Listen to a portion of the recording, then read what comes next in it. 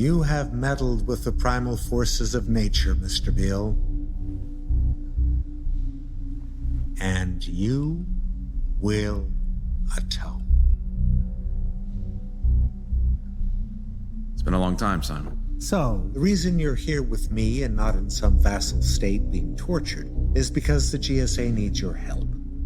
We're being overrun by a group of hackers, and they appear to be advancing their abilities faster than we can counter. Orion. That's right. Orion. We've been tracking them for years. Blood-eyed anarchists. They want to return civilization to the Stone Age. We figure if they continue their rate of progress, we only have a few weeks before they breach, taking control of our systems. That'd be bad. Hence our priorities. As aggravating as your little Concordia project has been, you were never this distasteful. You do realize that even if Orion is stopped, another insurgency, likely more malicious, is just around the corner, right? Your point? My point is one way to measure the integrity of a society is by how many outliers it creates. Violent criminals, inner-city gangs, serial killers, mass murderers, terrorists, to now this lovely hacker dystopia you've inspired. You have a systemic problem, Simon, and it's only going to grow. You're looking through the wrong lens, John. And unlike the past, the outliers now have exponentially advancing technology. Some disgruntled kid fashioning a Molotov cocktail years ago can now create weapons of mass destruction, or in this case, weapons of mass disturbance with little more effort. Again, you're looking through the wrong lens. No one ever said the natural course of humanity was going to be pretty. So it's natural for humanity to flirt with its own destruction? And increasingly so? Because that's where all this leads. Since the dawn of civilization, those with the most advanced tools are the ones who set the stage. From the rock, to the sword, to the gun, to the bomb, to AI. A sociological law of nature rooted in our evolutionary psychology. And if this race happens to lead to destruction, well, such is the natural course. Only human conceit assumes otherwise. So you haven't lost that charming nihilism? Drink. No. And it's not nihilism, John. It's realism. Conflict is what makes the world go round. And whomever wins defines the course.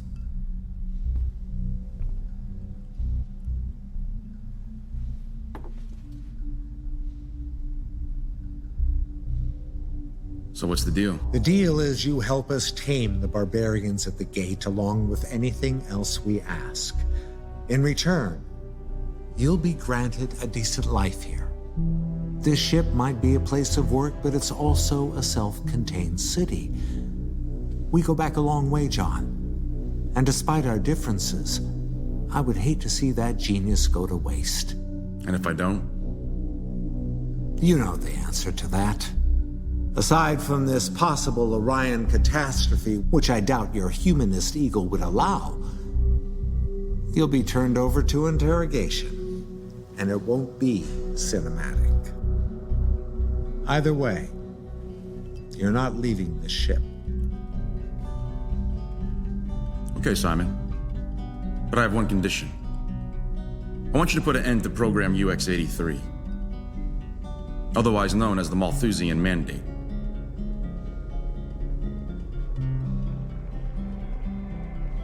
If you knew about the mandate, why hasn't Concordia leaked it? Never had a complete picture. And what do you think you're missing? Good question. We find it cryptically mentioned in documents related to the GSA's control programs. It appears the mandate was employed in the death of at least 20 million last year alone. How this is occurring and why is not clear. So why don't you enlighten me?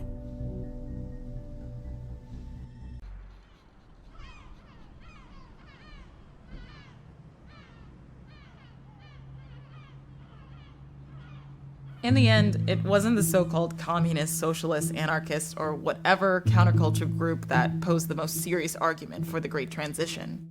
It was the environmental scientists. One can debate the ins and outs of morality, public health, and human rights.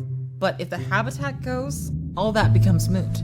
And at the turn of the 21st century, our ecological negligence was pretty embarrassing.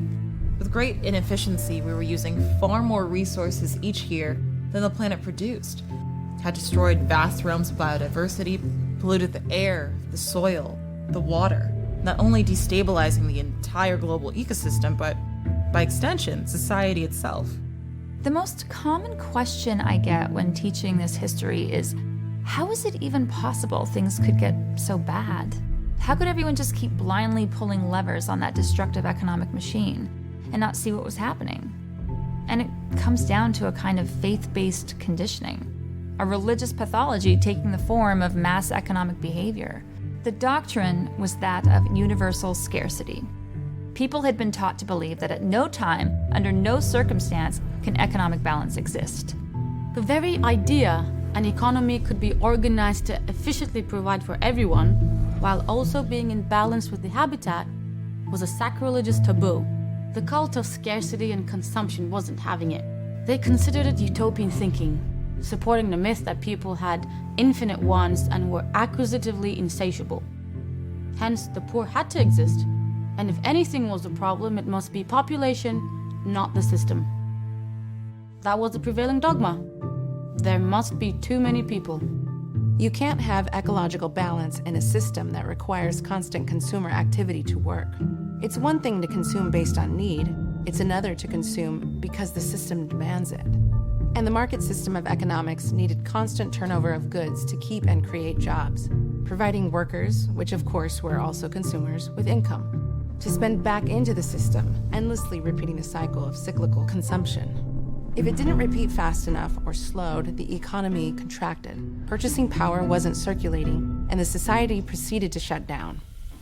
A very unique historical moment occurred in the early 20th century, when it was realized that technology was now creating a goods surplus, and great confusion ensued. The problem was this newfound productive efficiency was not being met by people buying more stuff. So two competing perspectives emerged. On one side, you had idealists envisioning a new era. If we can produce an overall goods surplus, why not lower the costs of goods, respectively, reducing work hours and increase pay in proportion? So you could now have, say, a person working only 2 days a week without losing their standard of living, since the market value of labor and goods adjusted to compensate for the increased efficiency. This logic makes perfect sense when it comes to the basic principle of supply and demand. Suddenly people have more free time, not buried in debt. They can enrich their social life, family life, and pursue the things that have true meaning. Well, that's not the way it played out, nor would it ever. Which brings us to the system-level perspective, since the system itself simply isn't designed inherently for steady state equilibrium. Market economics is predicated on a more is better ethic. To be competitive in the quest for market share, that's what's incentivized. More growth, more sales, more employees, more capital accumulation, more profit, constant expansion. So what happened was to be expected, fortifying a new industry, commercial advertising. What was once a simple media service notifying people of new goods they may need turned into a powerful form of manipulative propaganda. In the later stages, companies spent more money on advertising than they did on research and development. What advertising does is abuse our social nature by making people feel like they're missing out. They're not good enough without this, they're lower in status without that. They feel excluded from others if they don't own something. And as pathetic as all that sounds, it had a profound effect on society, with everyone keeping up with the Joneses, and a hideous feedback loop. And the result, as industrial productivity still continued to rise, people worked more than ever, had less free time, were in staggering amounts of debt, and arguably had a lower standard of living when you actually account for human happiness and the level of stress people endured, all to keep the economic machine moving. One thing that's really interesting in all this is that the economic system back then embraced a fantastic paradox. So here you had a model that defended itself by the assumption of universal scarcity, forcing competition, oppression, exploitation, poverty, and so on, while at the same time, the entire machine needed infinite consumption to work. Think about that for a moment. How do you justify these harsh outcomes of assumed scarcity when the system itself disregards the idea entirely, when it comes to the very mechanics that make it work? And the bottom line is, this wasn't an economy at all, by definition. It was an anti-economy, with human beings functioning like cancer cells, eating the earth alive. In systems theory, this is known as a positive feedback loop. Don't let that word positive confuse you, as there's nothing positive about it. It means there's nothing working to balance system behavior to its regulatory environment. That environment, in the case of economics, is a finite planet with a delicate ecosystem. If respect for scarcity was taken seriously, the goal would be to focus on efficiency, working to reduce resource use, reduce waste in the process of meeting human needs. Manifesting, of course, a culture that's mature enough to understand the boundaries of its own existence. Truly positive economic metrics are the opposite of what was sought back then. Degrowth, so to speak, would be the goal. Doing more with less and needing less. People would go on TV to give an economic report and say something like, "Great metrics for the economy this month. We reduced our use of energy and raw materials by another 3%, lowering sales once again with less need for human employment, increasing overall efficiency by a factor of 2. We continue to be in homeostatic balance with the planet for yet another year, and humanity has more free time than ever." Here's Tom with the weather.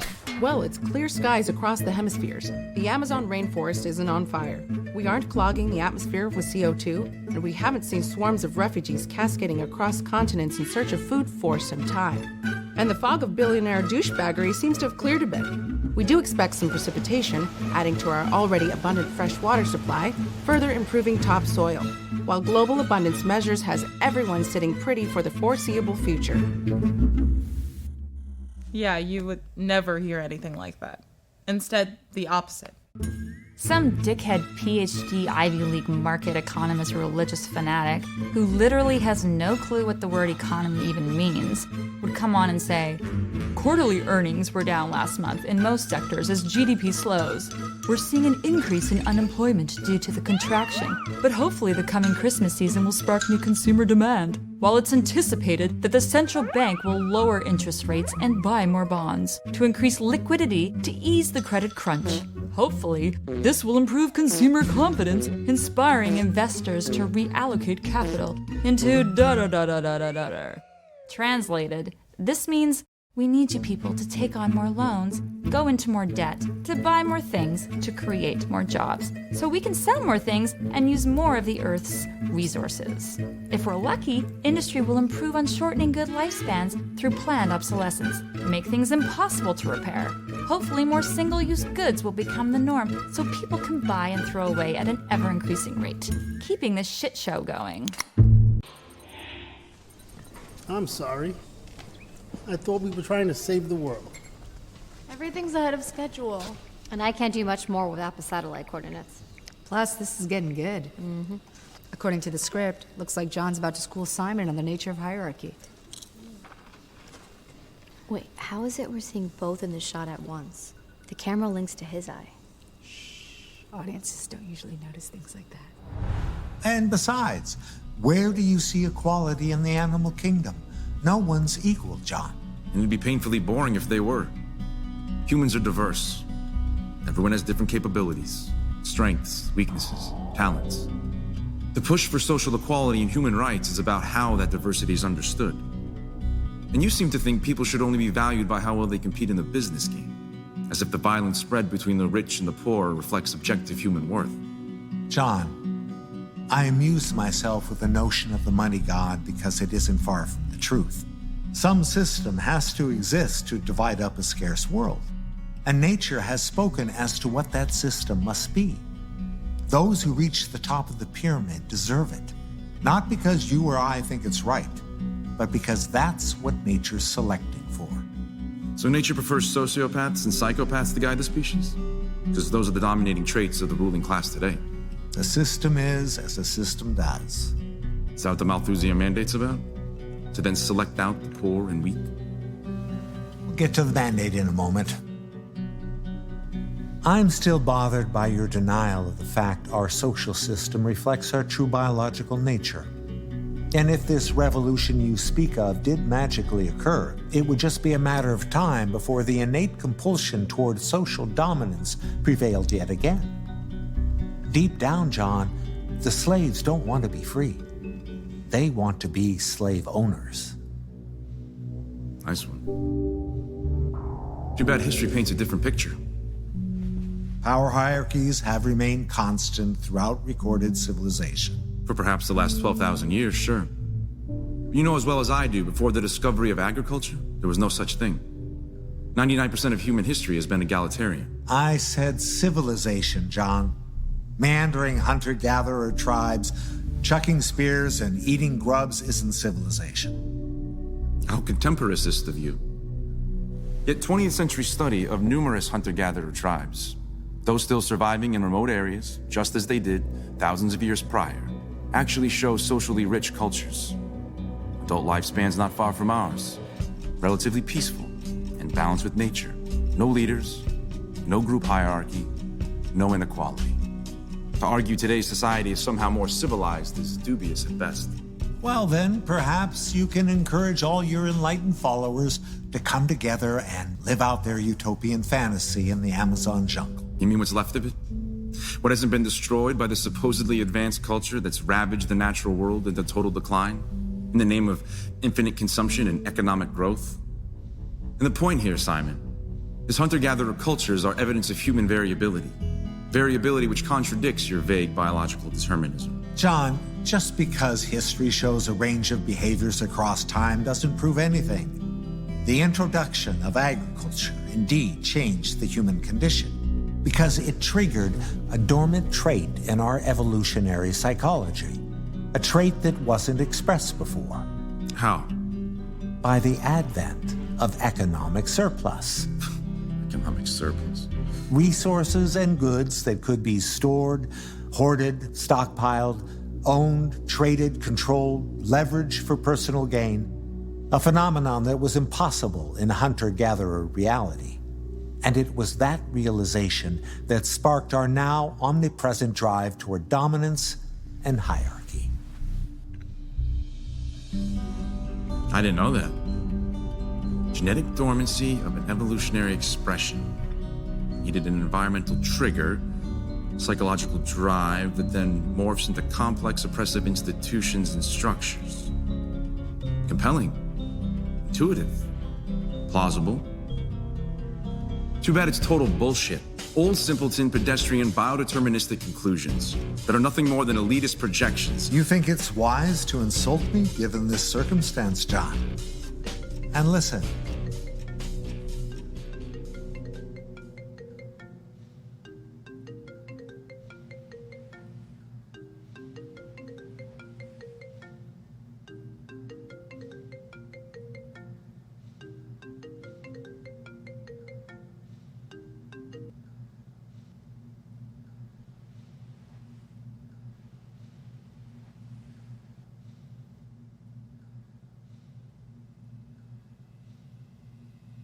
Agriculture did change everything, but not because of some once dormant psychological drive magically triggered by economic surplus. It was about what such a society technically required, dramatically shifting incentives and the very nature of human relationships. Think about it. First, you need the proper land, water, the right conditions to farm, then creating settlements around those fruitful areas as opposed to foraging. And since land quality varies, some settlements will prosper due to their geography, and some will falter. So what happens when a group finds itself with failed crops and no way to survive the winter? They may trade with other groups, building out what we call a market today, giving way to the idea of property, and so on. Or if they have nothing to trade, desperate, they may invade. They may steal, compete, establishing the need for protection, laws, armies, the state institution itself.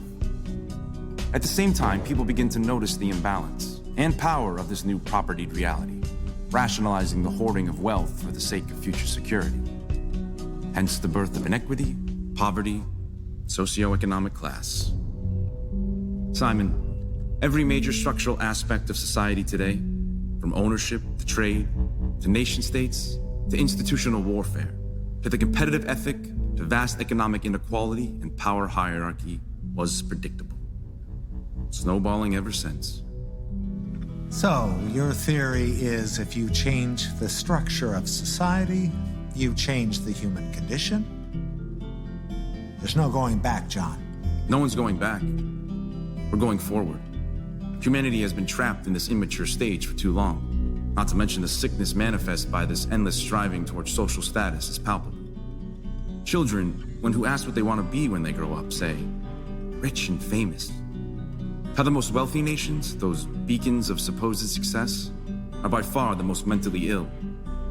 People don't know who they are, where they're going, or what they're doing, lost in a perversion of social image, a spectacle that no longer has any relationship to anything real.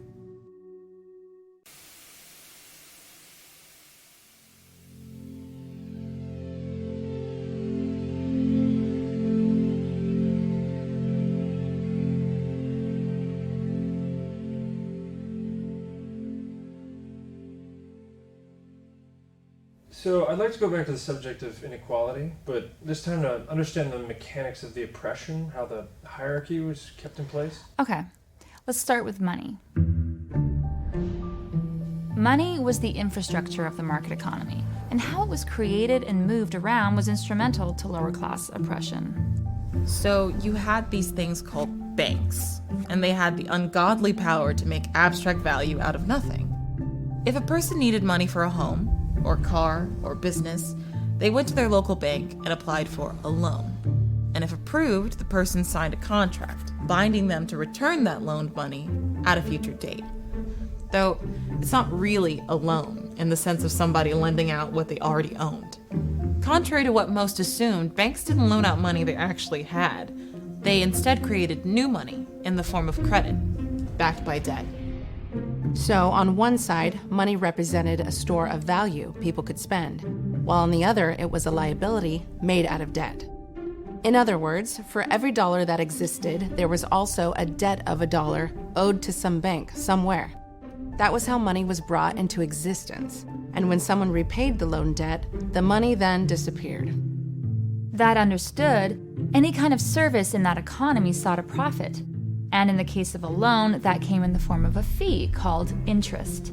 So the borrower not only had to eventually repay the loan, but also the interest charged as well. Imagine an island of 100 people. They decide to organize themselves through market economy. They plop a bank down and each of them take a loan for 100 credits of money at 10% interest. So they all now have 10,000 credits total in their money supply. And they begin to work in exchange, creating economic activity. When the time comes to pay back the loan, they realize they owe not only the 100 credits, but the 10% interest, so 110 credits. Same for the whole society. In total, everyone on the island now owes the bank 11,000 credits. But yet, only 10,000 actually exists in the money supply. There is now more debt owed than money in existence, due to the interest charged. So 3 things can happen. 1, those short can take on more loans to temporarily cover the old ones, postponing the problem. 2, people could ramp up competitive trade, increasing economic activity to try to get enough from others to cover the debt, displacing the debt responsibility like a game of musical chairs. Or 3, the bank comes in and takes real property to compensate for the outstanding debt, which is inevitably what happens somewhere down the line anyway. Wait, that can't be right. That would just be a system of organized theft. Yes. Banks were vehicles of creation on one side, and a system of organized theft and class oppression on the other. But in a large, complex global society, one based on economic growth, money moves so rapidly it was very hard for the mechanics of this to be recognized, obscured by things like the boom and bust cycle, monetary expansion and contraction. Please continue. So back to our island again. But this time, for the sake of simplicity, let's remove the interest fee from the equation and focus only on the outcomes of competitive trade itself. So the 10,000 credits of money has been moving around through trade, labor, investment, starting businesses, hiring employees, and as is inevitable to the game, some businesses will outperform, winning disproportionate income, while others will fall behind, losing income. And naturally, those with more money can then increase their gaming advantage, becoming ever more competitive and, of course, more prone to keep winning. As the old adage went, the rich get richer and the poor get poorer. A small business with limited means simply can't compete with a larger one that can outperform them in the same service due to having more resources to work with. So on our island, we see an inevitable point in time where, say, 10% of that population managed to acquire 90% of the island's wealth, while the other 90% of the population now has only 10%. By the way, this isn't some arbitrary assumption. This can be modeled mathematically. The dynamics of mass competitive trade in any society always moves toward disequilibrium. So back to my point. When you put this together, a displaced debt burden and the application of interest, you can begin to see the insidiousness. An economic process based upon competitive advantage in trade that inevitably consolidates wealth, increasing that advantage, coupled with a financial system that is charging interest on loans that can never be fully repaid. So it's no surprise that in the early 21st century, the global economy had about 200 trillion in debt and only 80 trillion in outstanding currency. While in the United States, then considered the richest nation on the planet, half of the population had less than $1,000 in savings, while also spending more each year than they actually earned, just trying to keep up. While on the global level, nearly 50% of the population lived in poverty on less than $5.50 a day, as roughly 30 individuals, yes, 30, owned more wealth than the bottom half, 3.6 billion. Now, there are plenty of other intermittent things that contribute to this disparity. Offshore tax havens for the rich, the mythology of trickle-down economics where government favors business over the public's well-being, gaming strategies to restrict the power of unions and keep wages low, various shenanigans related to this thing called the stock market. But the financial system and its use of debt is really the foundation of it all. And by the 21st century, when economic inequality was reaching unprecedented extremes, coupled with a growing ecological crisis, many more were realizing something had to be done. But there is one that sticks out to me, in the context of the value system disorder present at the time. An iconic speech given by a man named Omar Badillo. Omar was born in poverty in Los Angeles, California. And as a young man, he just happened to win the largest state lottery ever in 2037. And he decided to use that money to solve the vast homeless crisis in his hometown. He funded nonprofits, established housing, treatment centers, not only getting people off the streets, but really helping them recover and acclimate, something that hadn't been done before. And they gave him a Nobel Peace Prize for it. But what he had to say during his speech wasn't exactly what they expected. Mine damer og herrer, det en glädje för oss att önska välkommen till vinnaren av Nobels fredspris, Omar Badillo.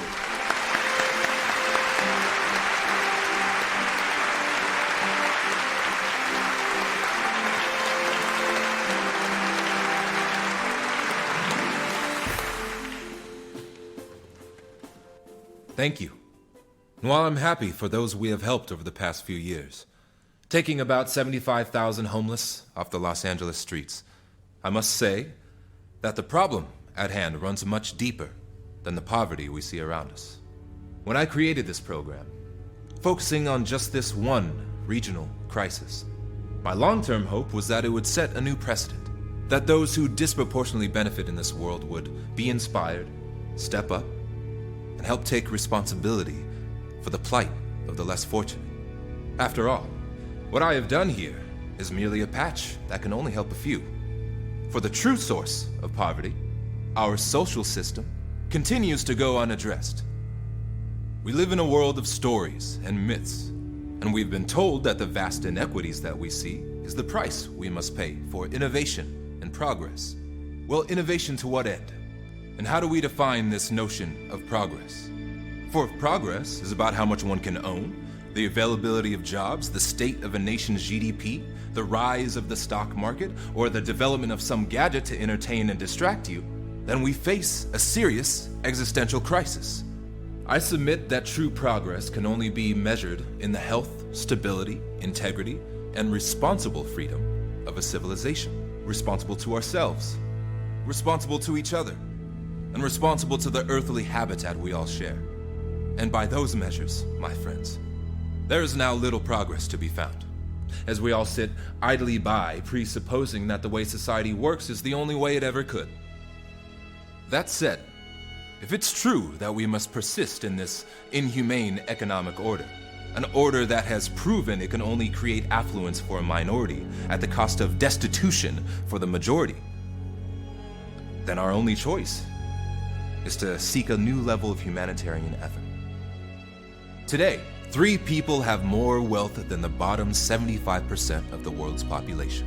6 billion people. The total wealth of the 4,000 billionaires out there have the means to end global poverty 100 times over. And yet, if you study their philanthropy, it is clear that they are far more concerned with their own interests, their own comforts, than working to counter this ongoing structural violence. You see, there's a deeper kind of poverty here. A spiritual poverty. A poverty that grows a culture of sociopaths, and the more they have, the more they want, and the less they seem to care otherwise. Moral bankruptcy, hiding behind this age-old story that one can have $1 billion in the bank while others starve, is somehow natural to the human condition. In a number of months, my program will end, as the funds will be gone. And to date, not one wealthy so-called philanthropist has offered to help keep the program running. Now I know this event is about peace, but it must be understood that the wealthy of this world, those at the root of true political power, are sick. Their priorities have nothing to do with true progress, and the time for tolerance is over. The billionaires of this world are not symbols of success. They are symbols of violence.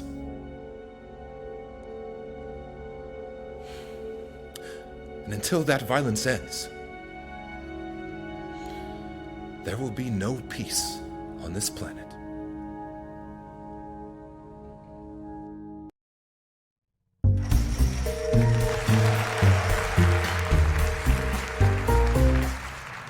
What if I told you, John, what many see as problems in the world are actually solutions in transition?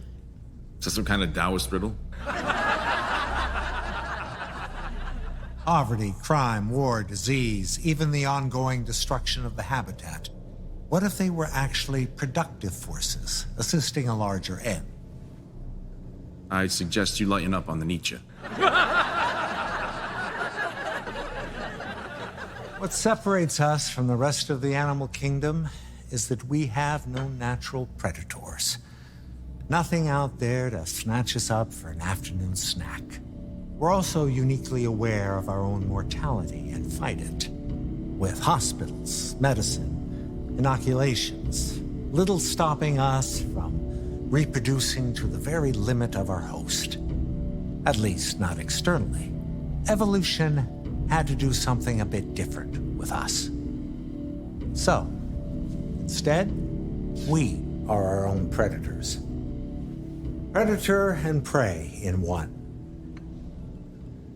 How convenient. Which explains not only why humans murder each other at a rate unparalleled by any other species, but also why we've generated a social structure that by systemic force further ensures a consistent rate of premature mortality.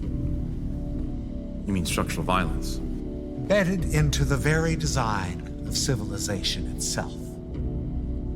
So that is what the Malthusian Mandate does. Regulate how to kill off the weak. No.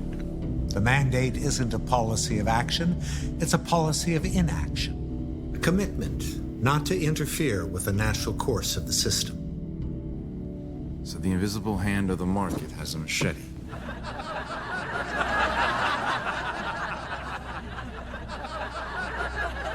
I don't expect to win you over, John. I'm just telling you the way it is. I agree it's ugly, but without the premature death that capitalism brings in the form of inequality, that planet would have flown off its axis long ago. As you know, the Industrial Revolution set in motion population growth that was hyperbolic. And out of the 70 million who now die each year, 30 million do so because of unequal conditions. So 40% of all global deaths are structurally inflicted. You know there's a word for that, Simon. Oh, don't be dramatic. Again, this is system-level behavior, John, not some nefarious conspiracy. You want to know what the population would be if this wasn't the case. If we removed inequality-driven mortality for the last 100 years, accounting for fertility, about 16 billion would be sucking up resources on that planet today, with a carrying capacity still at only 10 billion. And you think things are messy now? First of all, Simon, when the great Reverend Thomas Malthus decided population would forever outpace resources, only 1 billion existed. We're almost 10 times that now, despite his projections. Second, in the modern era, the greatest predictor of regional overpopulation is poverty itself. If the world ever did abolish it, increasing education, population growth would dramatically slow, likely approaching equilibrium. Your 16 billion number doesn't account for that. And third, you're completely disregarding what the Fullerian study proved long ago, a study sanctioned by your own department. The Fullerian study was purely theoretical, John. A model only possible if humans magically conform to strict sustainability and efficiency principles. It required a completely egalitarian structure without money and markets. A fantasy, given once again the reality of human nature. Fantasy or not, the study was clear. Not only can the Earth hold upwards of 30 billion, it can do so with each having a standard of living equivalent to today's upper middle class. Yeah, again assuming equal distribution, which is absurd. Humans have infinite wants. No, they don't. Infinite wants is a value disorder, inspired by an economy that needs infinite consumption to work.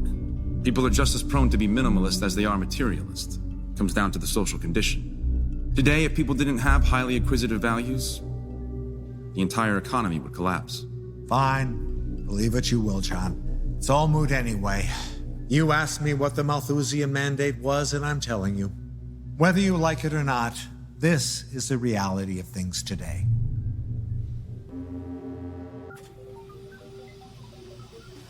We got mandate metadata.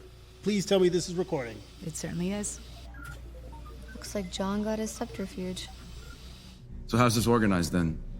Tracking demographics and mechanism? We are.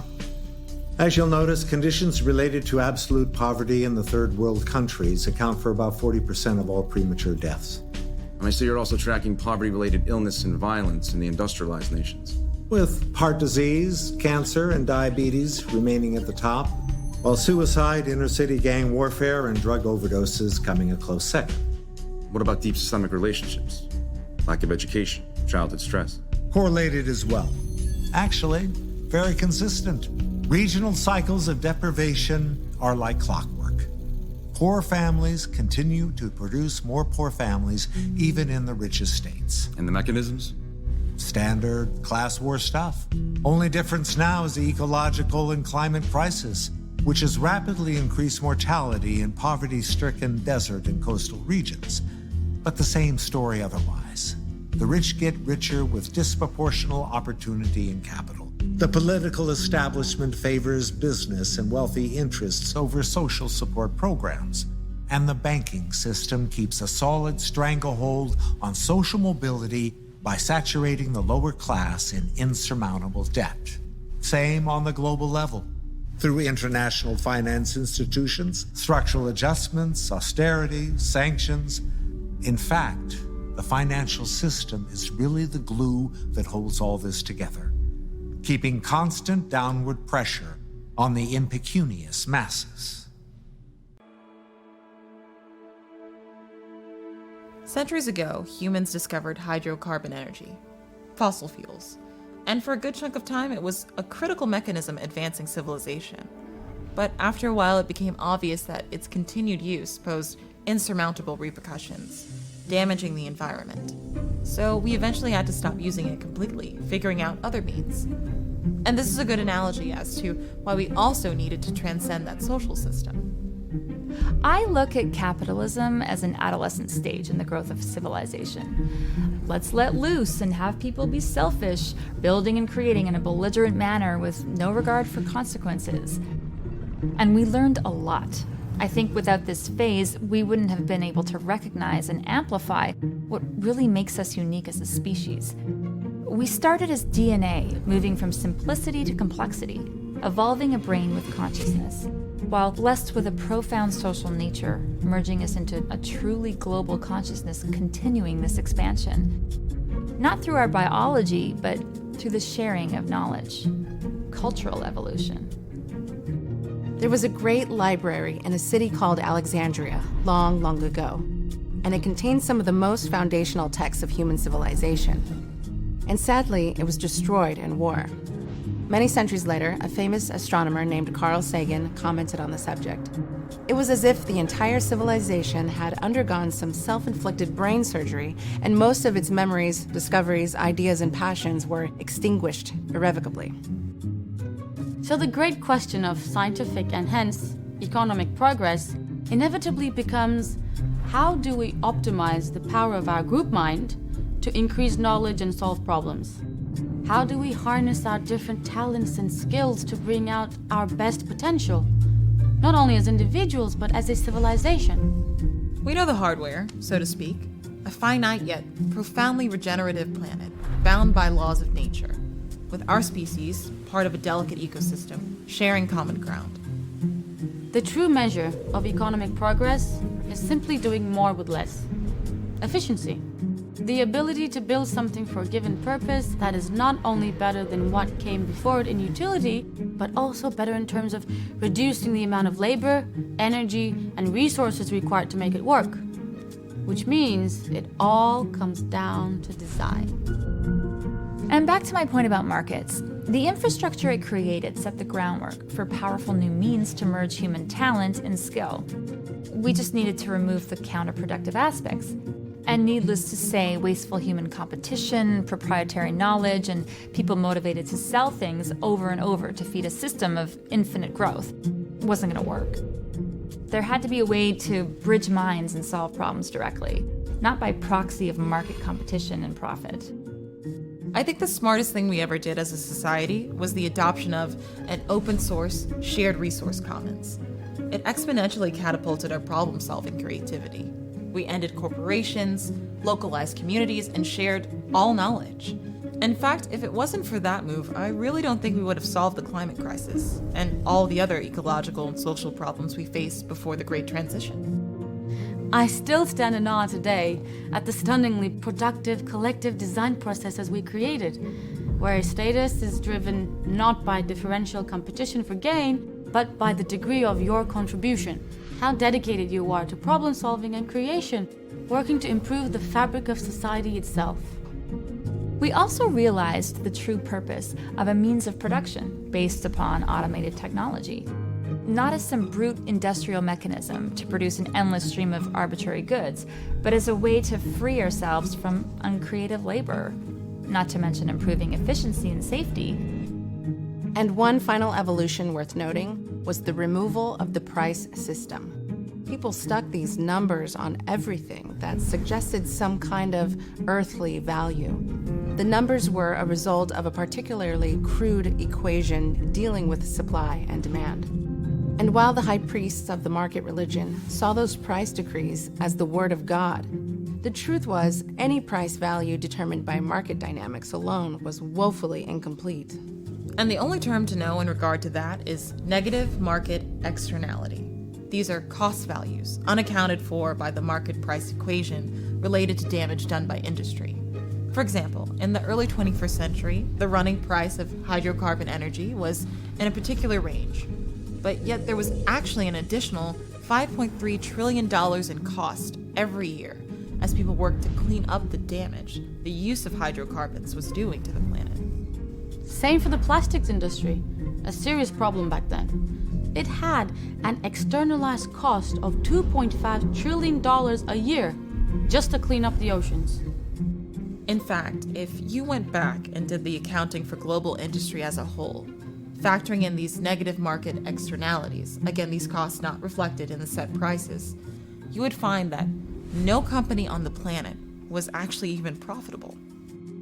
So of course today, we have a very different system of accounting. We know almost exactly what's happening, or could happen, in downstream effects. And we improve our total system efficiency every single year because of it. It's a true economy, in other words. And all of this creates a very different social atmosphere. Today, our incentives are aligned. No one cuts corners. There's no reason to. No one's trying to improve some bottom line by disregarding our ecological stewardship or the well-being of others. We finally got it right. And I compare the footage of the way people behaved back then to the way they do now, with an astounding amount of pride and community, meaning and purpose. They don't feel alone. They know they have support, not just from their friends and family, but from the very design of the social system itself. A system designed to actually care. Imagine that.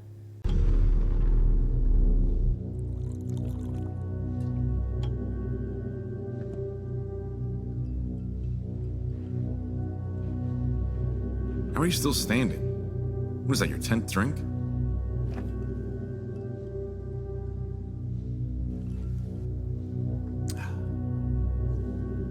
Apple juice. What's that? That is a breach alarm. Looks like Orion is continuing through our security. And on that note, John, I need to know your intent. I've explained the mandate and how it's far bigger than both of us. Policy of inaction is still a policy of action, Simon. Well, if you'd like, we could continue this colorful debate another time, assuming you're willing to assist us here now. Signal source. What are the regional markers? Well, that's part of the problem. The best we have is a desert region on the west side of North America, about 10,000 square miles. It's not too horrible. I assume your satellites have been scanning more remote terrain? Of course, nothing out of the ordinary has been seen. What about surveillance gaps? Are the satellite passes seamless? For the most part, there are some periodic latitudinal gaps, but they only last a few hours. Is it possible Orion's aware of them? Exploiting them? That's what I'd do. I suppose, but highly unlikely. They would have to already be in our system to know the trajectories. Show me the gaps.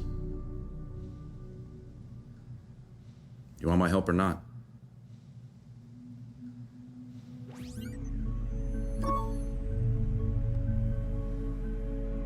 Zoom into the area in question. Perfect. Hold it right there, John. We've already conducted subsonar scans. If they're underground, they're using some kind of reflective shield. But what I think would be best for you is to analyze the signal code itself. See if you can find a signature. John? Yeah, sorry. I was just thinking. Hey, you remember that aquaterraformation project we worked on years ago? Sounds like you need to get some sleep. Your attention span's going. And of course, how could I forget? Ionized nanotech pop-up islands from seawater. Too bad it never worked. We could have extended populations into the ocean, free up some space. Yeah. What other ambitious stuff do we work on? Those were some exciting times. Remember TRD Holoclub? Huh. A sci-fi classic. Tactile remote drone hologram. We played with that for a while here, but proved impossible. Light just can't merge like that. Yeah. Too bad. Lots of uses for a fully controlled remote tactile human hologram.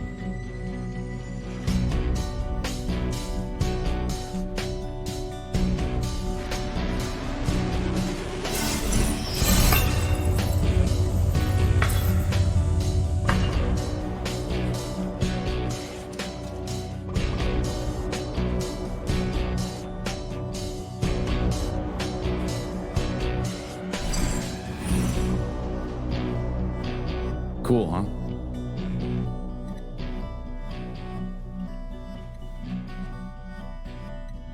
And it's at this juncture, Simon, I'm afraid I have to deliver some kind of protagonistical declaration of moral superiority to indicate the philosophical error of your ways. So here it goes.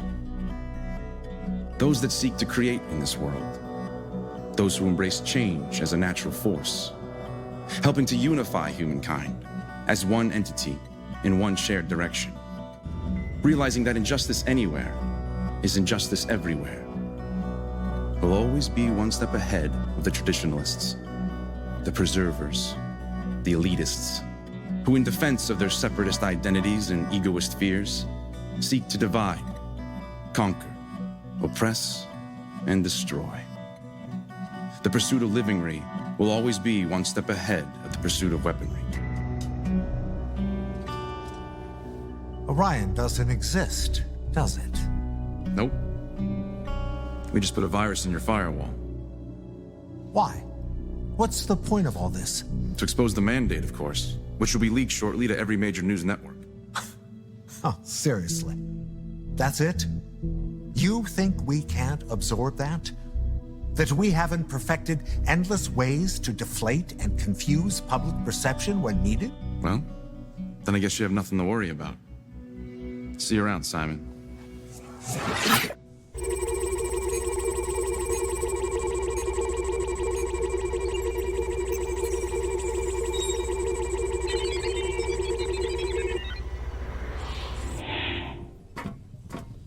Hey, token white guy's back.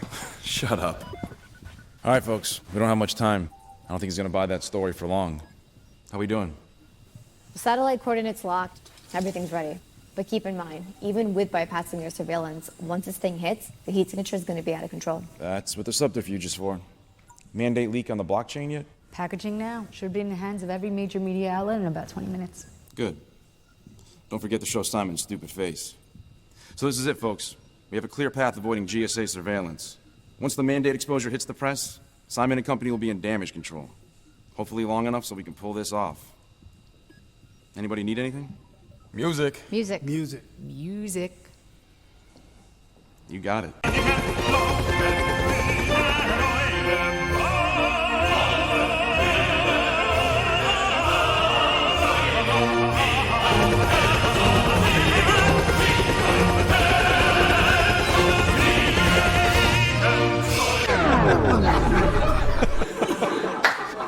All right, everybody, come on. We got to finish this goddamn movie already. Left, right, left.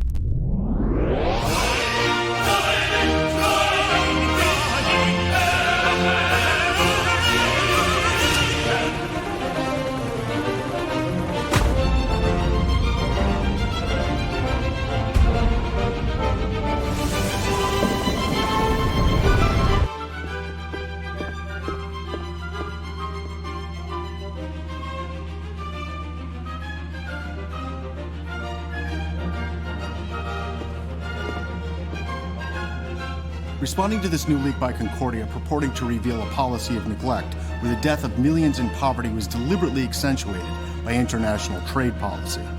Leaked documents even include what appears to be video of GSA's current head, Simon DeVoe.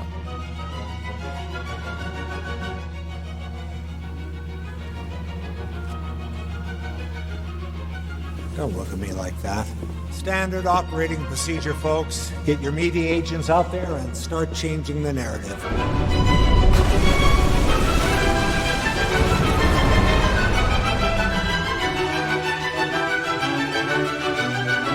Sir? What is it? I don't know. We don't have visual coverage in that region yet. Send the drones.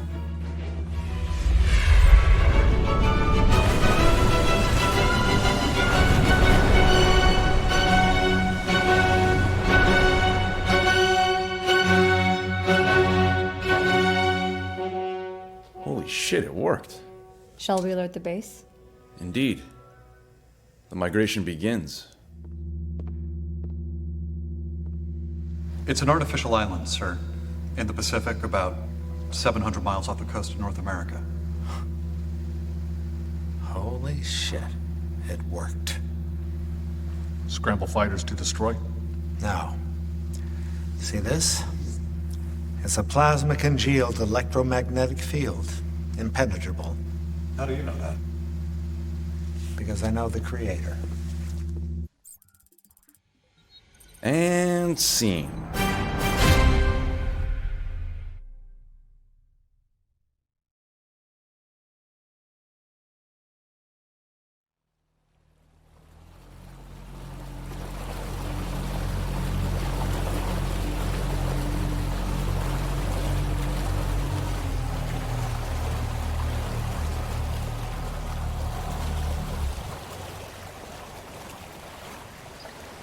So we've just arrived at the colony of Concordia, where almost 1 million people have migrated to basically get away from the rest of the world. We are the first press to land in, waiting to meet our guide. Hi, I'm Elnoria. Nice to meet you. Thank you for having us. I suggest we move to the city center, start our tour from there. Good.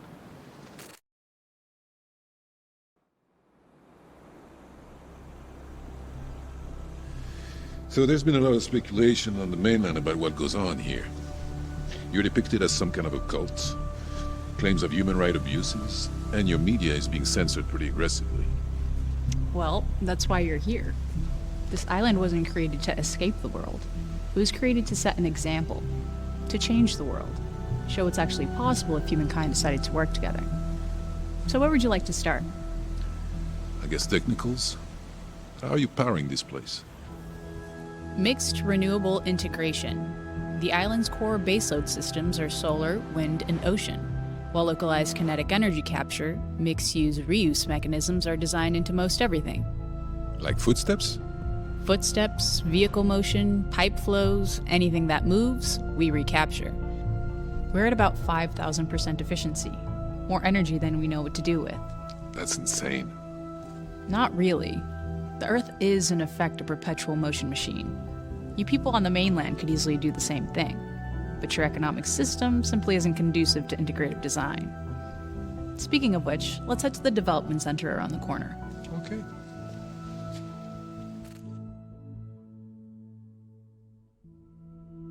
This is one of our design facilities. Okay. Like an office. So these people are employed. Employed? I suppose in the most technical sense of the word, sure. But we have no systemic slavery here. No one's coerced to submit for their basic survival. Something I suspect might be very foreign to you.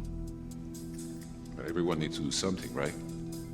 So how do you network skills, organize trade, markets? There is no trade. There are no markets. There is no currency. Those who wish to contribute do so through collaborative design in an open source environment.